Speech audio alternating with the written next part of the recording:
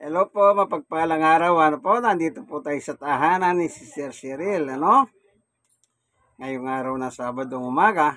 Anong oras na ba? Alas 10, tama-tama, no? Minsan pa, ang ebanghelyo ng ating Panginoong Yesus ay ating matutunghayan, ating mababasa, ating mabubulay dito sa Bibliang ginagamit po natin na yan. Walang iba kundi yung Poimen Bible. Ang Biblia ng mga pastor. Ang Biblia ay katibayan na yung isang tao may pananampalataya, diyan niya kinukuha yung kanyang paniniwala.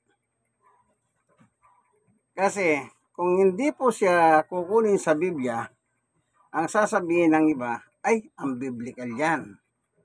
Doon pa lang medyo meron ng konting problema.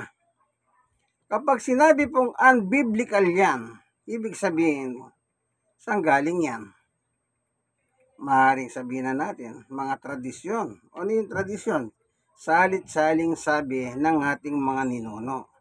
Alam niyo nung araw nung walang Biblia, kapag sinabi ng mga ninuno natin noon, yun ay saligan ng ating paniwala. Kasi po, matanda sila. Nirirespeto natin sila, ginagalang natin sila. Kasi pag hindi mo pininiwala ng matanda, malaki pong impact sa kanila yan. Sasabihin nila, ang batang ito, parang hindi naturuan. Ganun po sila kung magbitaw ng mga salita noon. Kaya kahit mali yung matanda, hirap pang i-approach sa kanila yung ginagawa nila mali. Bigyan ko kayo ng halimbawa. Kapag ang isang matanda naiga sa may pintuan ng iyong bahay, ano po? Pag tinamaan ng bata, magagalit yung matanda. Ang sasabihin, di mo ba ako nakikita? Sesermonan yung bata. Pag yung bata naman ang natulog sa may pintuan ng bahay at tinamaan ng bata, ikaw pa rin ang may kasalanan. Ikaw na bata. Sesermonan ka rin ng matanda. Kaya wala kang panalo sa matanda eh. Ano po? Wala kang panalo sa matanda. Yan po ang pinagmulan ng ating paniwala nung araw. Kasi nga po, sabi ko nga po sa inyo, wala kasing Biblia noong araw. Kaya kung ano sinabi ng ating matatanda, yun ay parang Biblia. Hanggang sa naisasalin-salin sa ating henerasyon. At salamat, meron ng Biblia ngayon. Buti, meron pong mga kagaya ng mga nagsipagprotesta noon. Ano po? Kaya dyan po naipanganak ang salitang protestante. Sila po yung mga leader ng simbahan sa panahon nila na nagprotesta sila at isinalin po ang Biblia sa iba't ibang salin na wikang nating naiintindihan. Ano po? Okay. Dahil may Biblia tayo ngayon, itong ating kukunin ng paksa. Ano ang ating papaksain? Kailangan po biblical. Ano yung biblical? Makaapostol na aral. Okay, ganito po. Nang nangangaral na po si Apostol Pablo, meron siyang testimonya. Yung sulat niya sa Galacia, ganito po ang kanyang binanggit. Ano po? Galacia. Ano po?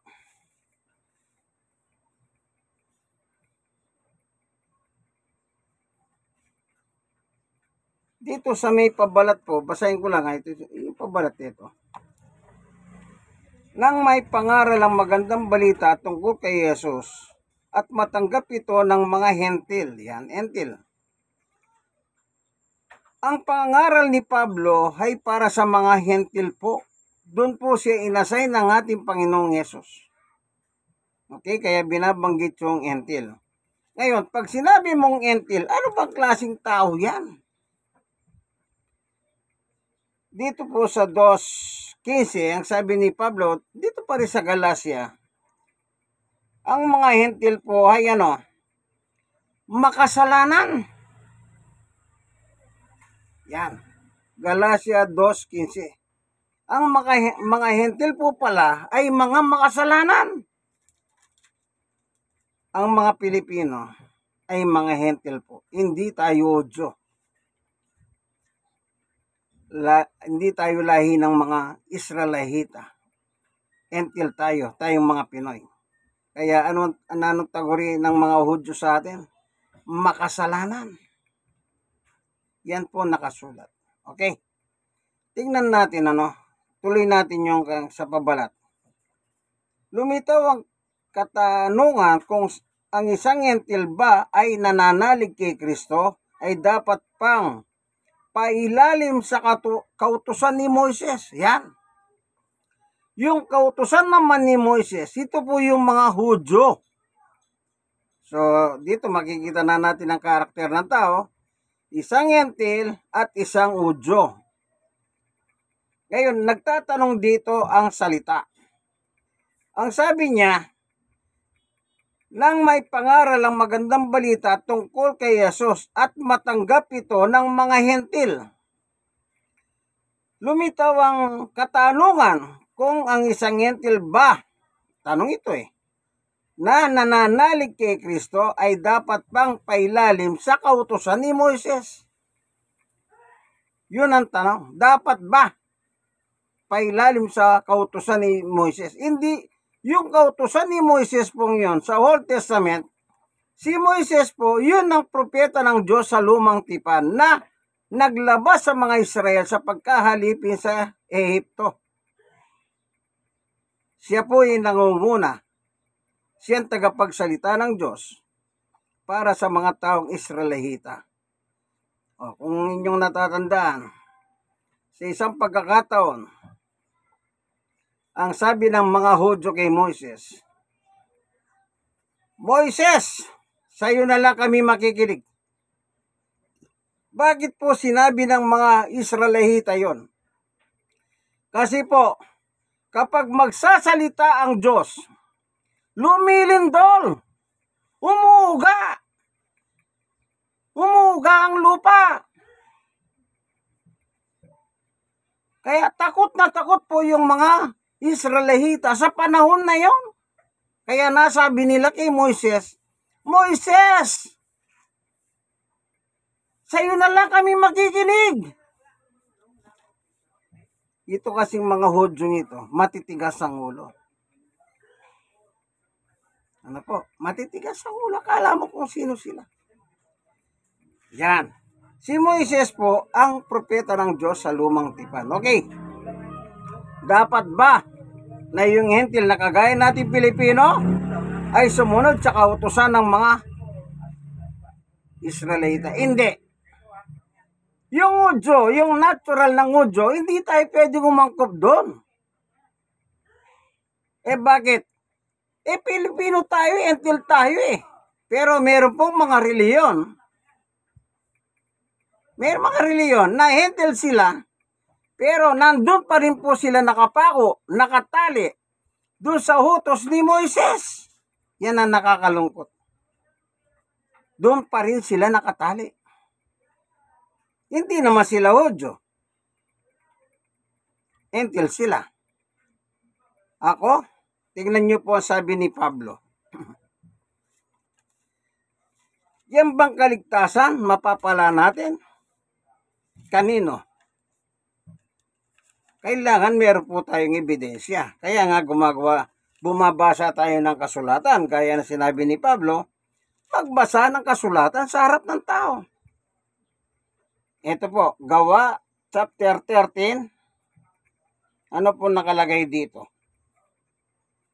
Sa 38, dapat ninyong malaman, mga kapatid, na sa pamamagitan ni Jesus ay ipinangaral sa inyo. O sino nangangaral kay Jesus? Si Pablo, na apostol niya. Ang kapatawaran ng mga kasalanan. Kanino daw magtatamo ang kapatawaran ng kasalanan? sa Panginoong Jesucristo. Oh, sa kautusan ba ni Moises? Para mapatawad ka ng iyong kasalanan? Hindi! Tuloy natin sa 39. Ano sinabi ni Pablo? Ito. Ang lahat ng sumasampalataya sa Kanya, kay Jesus, ay pinalaya na sa lahat ng pagkakasala na mula sa mga ito, hindi kayo palalayain, hindi kayo kayang palayain ng kautusan ni Moises. Kung susundin mo ang mga Hudyo na lumusob sa mga Entil, kaya si Pablo noon nakipagbakbakan ng gusto eh. Pinigilan niya ang mga Hudyo na sinugod ang mga Hentil sa Antioquia. Hindi pwede yan, sabi ni Pablo. Aba, gusto ng mga Hudyong galing sa Judea, kayong mga Hentil, dapat pailalim kayo sa kautusan ni Moises. Hindi pumayag si Pablo. Kaya pag Pilipino ka, kayong mga Pilipino, nanonood ng video ito, yung grupong hanggang ngayon nasa ilalim kayo ng lumang tipan, lumayas na kayo dyan. Sabi ni Pablo, hindi ka kayang palayahin ng kautusan ni Moises. Kaya yung tanong, yung mga Hentil na tumanggap kay Kristo, dapat ba silang mapailalim sa mga Hudyo? Hindi! Pilipino po tayo, Hentil tayo, oo, makasalanan tayo, pero mapapatawad tayo ni Jesus. Amen.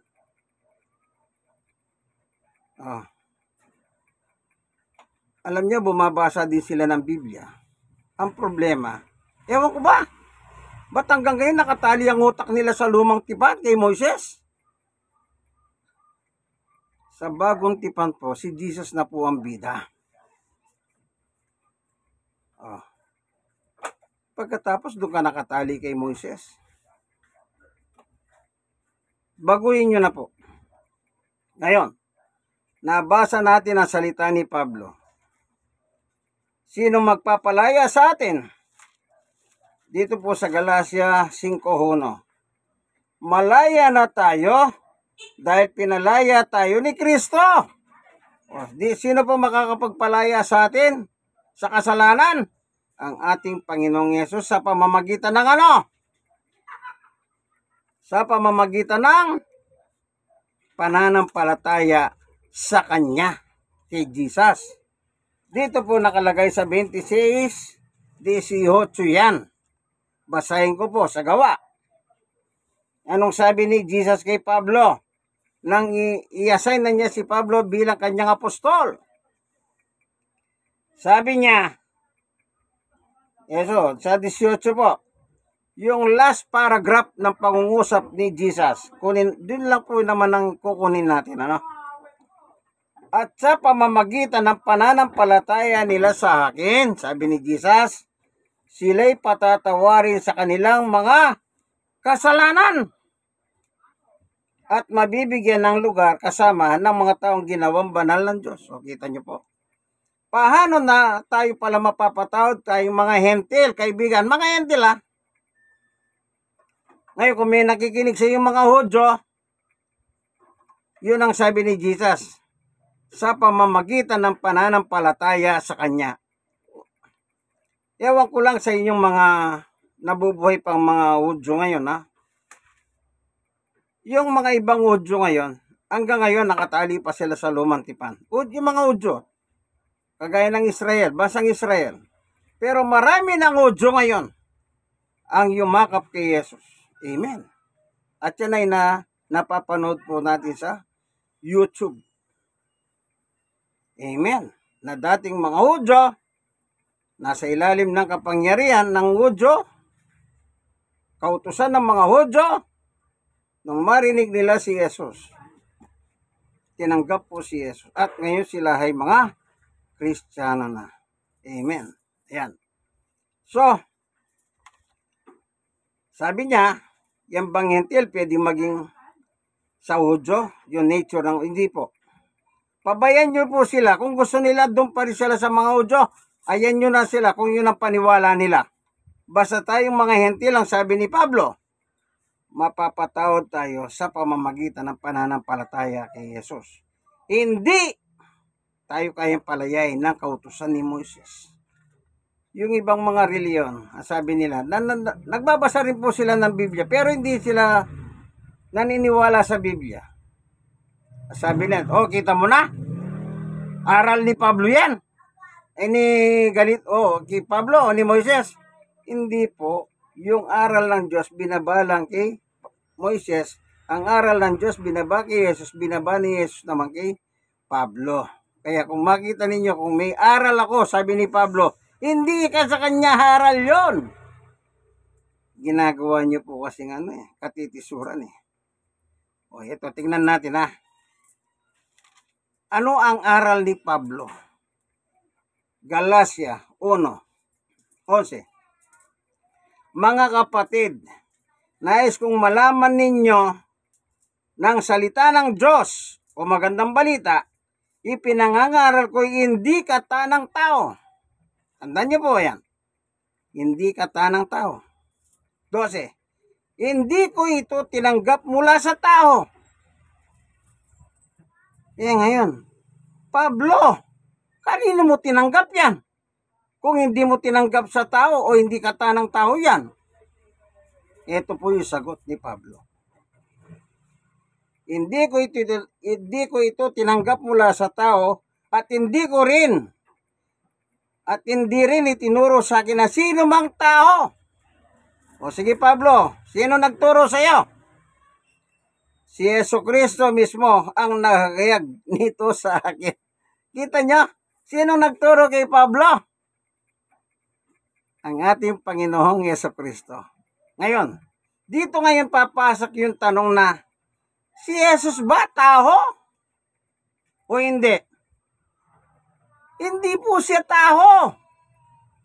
Kasi yung aral ni Pablo, hindi galing sa tao, hindi galing kanino mang tao. Kanino galing yung aral ni Pablo? Ang sabi niya, inihayag ito sa akin. Sino? Ni Jesucristo. O lalabas si Jesus pala, hindi tao. Bakit may religion ngayon? Kailan lang nagrally sila? Peace rally daw.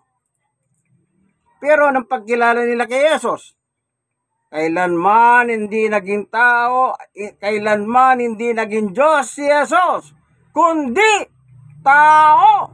Pag sinabing tao po, madin yun eh. Ganon silang bumigas. Tao. Talagang dikdik nila. Si Jesus na tao lang po talaga. Hindi po tao. Ayan. Ibig sabihin, yung mga nagraling peace for rally na yan, sila po ay lumalaban kay Jesus. Wala po tayong personalan na. Sinong pinagtatanggol ng mga ito? Yung magnanakaw. 125 million in 11 days ayon sa COA. Ano yung COA? Siya po ang may otoridad na magkwenta ng pera ng ahensya ng gobyerno. Winaldas po 125 million ayon sa Quad Committee. Biniyak nila sa hapat siyang 125 million, nilagay sa isang bag. Yung dalawang bag sinakay doon sa isang sasakyan, yung dalawang bag sinakay sa ibang sasakyan. Bakit po? Ang sabi nung kumuha ng pera sa DBP, doon nila withdraw yung pera. Kung sakaling ma-hold up yung unang sasakyan, meron pang matitira. Kaya sabi po ng abogado ng Quad Committee, bakit hindi kayo humingi ng tulong to secure yung pera ng gobyerno? Sipin niyo po yan. Ngayon, kanino napunta yon? Question mark. Itinigil po ang hearing sa Quad para hindi na po lumala ang pagbubulgar. Alam nyo na kung kanino napunta yun. Sino bang kinakampiyan ng Peace for Rally? Hindi ba si Sara Duterte? Hindi sa kanya napunta. Bakit ko nasabing sa kanya na? Yan din nasabi ng Quad Committee. At anong nangyari? Nilabas yung resibo. Puro mga peki po eh. Inalam po sa statistic kung yan ay mga exist yung mga tao na yan. Wala silang nakitang tao. Birth certificate at death certificate, yung mga resibo na pinalabas ni Sara Duterte. Itong peace rally na ito, ang paniwala nila si Jesus ay tao, hindi Diyos. Pero yung kanilang founder ay anghel. Sa Biblia, sino mataas? Natural, mataas ng bagya yung anghel. Lumalabas yung founder nila, mas magaling pa kay Jesus. Hindi po ba? Yan, walang personalan yan. Napapanood sa balita yan. Okay, balik tayo. Kaya sabi ni Pablo, hindi ko tinanggap sa tao o itinuro ng sino mang tao ang aking aral na salita ng Diyos. Kanino niya tinanggap? Kay Jesus. Okay. Nagkaroon ba sila ng pag-uusap ni Jesus? Balikan natin yung gawa. Alam nyo, kumpleto po ang Biblia. Kaya sabi ko nga po, kung ang pananampalataya mo lang ay kung saan lang, gaya ng mga ninuno natin. Kasi walang Biblia noon. Pero ngayon may Biblia, huwag na po tayong magpatulongges. Yakapin natin kung anong aral ng Biblia. Ito, sabi ni Jesus, totoo ba? Si Jesus at Jesus, si Pablo at Jesus nagkausap? Opo, si Jesus nasa langit, si Pablo nasa lupa, sa Damasco. Nag-uusap sila, wala cellphone. Isipin nyo, bakit naririnig ni Pablo ang salita ni Jesus? Bakit naririnig ni Jesus yung salita ni Pablo samantalang nasa Damascus siya? Eto, anong sabi ni Jesus? Gawa 26:16. Tumayo ka. Pinatatayo si Pablo. Nagpakita ko sa iyo. Nakita ba ni Pablo si Jesus? Sabi ni Jesus, nagpakita ako sa iyo eh.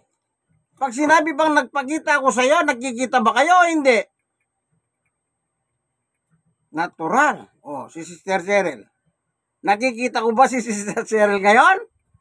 Opo.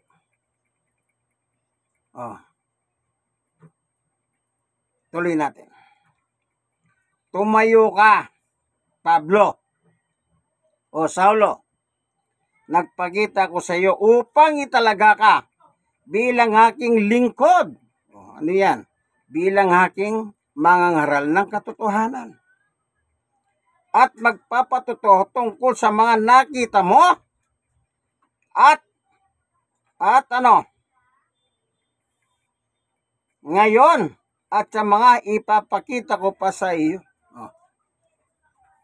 Kaya nasabi ni Pablo, ang nagturo sa akin ay ang Panginoong Jesucristo. So lalabas, hindi po tao si Jesus. Nasa langit siya, nakita ni Pablo. Ngayon, huwag na natin pakialam kung paano siya nagpakita. Basta sinabi ni Kristo, nakita mo ako ngayon.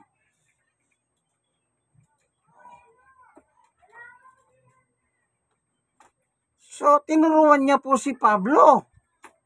Kaya sabi ni Pablo, yung aking aral ay hindi galing sa tao, hindi itinuro sa akin ng sino man tao, kundi si Jesucristo. Di lalabas, hindi tao si Jesus, kaibigan. Kayong mga nagpipisralya, tandaan nyo, nasa Biblia yan. Nagbabasa ako. Magbasa kayo kung meron kayong Biblia. Hindi po tao si Jesus. Nagkatawang tao lamang siya. Bakit kailangan siyang magkatawang tao? Kasi po wala siyang katawan na gaya ng tao, laman at dugo. Kaya nasuguin po siya rito, nilagyan po siya ng laman at dugo ng Panginoon Diyos na sa sinapupunan ni Maria. Upang siya po ang tumubos ng ating kasalanan. Sapagkat tayo pong mga tao, pag naririnig ko po sila, yung tao, dihin. Nagkasala po kasi tayo. Kailangan natin ng kapatawaran. Ngayon, matatamo lang natin ang kapatawaran sa pamamagitan ng pananampalataya sa ating Panginoong Jesucristo. Amen, kaibigan. Ito pa. Sa 1, meron naman nakasulat po sa 1. Ito, kung tawagin po nila ito, puso ng Biblia. Alam nyo, may puso pala ang Biblia, no? Baka hindi nyo alam kung ano yung puso ng Biblia. Ito, babasahin ko na po. 1:3:16. Sapagkat gayon na lamang ang pag-ibig ng Diyos sa sangkatawan, kaya ibinigay niya ang kanyang kaisa-isang anak, upang sino man sumampalataya sa kanya ay hindi mapaamak, kundi magkaroon ng buhay na walang hanggan. Amen. Ayan. Binigay ang kanyang anak, si Jesus. Anong gagawin mo kay Jesus? Anong gagawin mo? Sabi po, sumampalataya ka sa kanya. Yan din ang sabi ni Jesus. Dito naman nagsasalita si Juan. 1:3:16. Di parehas. Sinabi ni Juan, sumampalataya ka kay Jesus. Ang sabi naman ni Jesus sa Gawa 26:18, sumampalataya ka sa akin para mapatawad ang iyong kasalanan. Napaka-biblical na biblical po. Hindi ka pwedeng, anong tawag dito? Nasabihan na mayabang. Yung pananampalataya mo kay Jesus ay nasa Biblia. Ngayon, meron pang isa. Ngayon, ang tanong, tayo bang taong nabubuhay sa ating panahon ngayon? Tandaan nyo si Jesus po, nagsimulang mangaral ng si bautismo ni Juan the Beloved doon sa Jordan River at the age of 30 years old. Nangaral siyang 3 taon. Doon siya ipinako sa krus, namatay at umakyat sa langit at naghihintay ng kanyang pagbabalik. Mula noong edad na yon, lahat ng tao nabubuhay. Nakita nyo ba si Jesus? Hindi. Pero ano sabi ni Jesus? Ito naman po yung isang talata na sinabi mismo ng Panginoong Jesus. Ito 1:20 chapter 30 verse 29. Ito po, para sa lahat ng hindi nakakita. Pinagpala silang hindi nakakita, gayon may naniniwala. O yan, yung naniniwala, pananampalataya. Pananampalataya is faith. Yan. Anong sabi ng Panginoong Yesus? Siya po nagsasalita rito nung nasa ministeryo pa siya. Anong sabi niya? Yung mga taong hindi nakakita sa kanya kailanman, pero naniniwala sila. Anong tawag ni Yesus? Pinagpala, blessed, santo. Pinagpala silang hindi nakakita, gayon may naniniwala. Amen. Sister Cheryl, naniniwala ka ba sa ating Panginoong Yesus? Siyempre. Yan ang pananampalataya. Hindi niya nakita, pero sigurado siya. Kaya sabi niya, siyempre. Ano yung siyempre? Absolute yes. Amen. Ganon din po ako. Kaya, akin din pong sinishare. Ibinabahagi para mas madali na natin yung aking natutunan sa Biblia.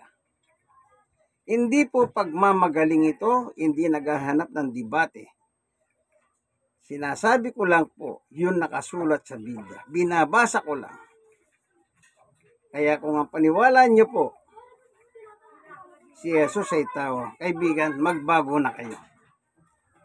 Hindi kailanman, tao yan. Anak siya ng Diyos.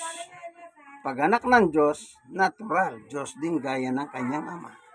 Amen?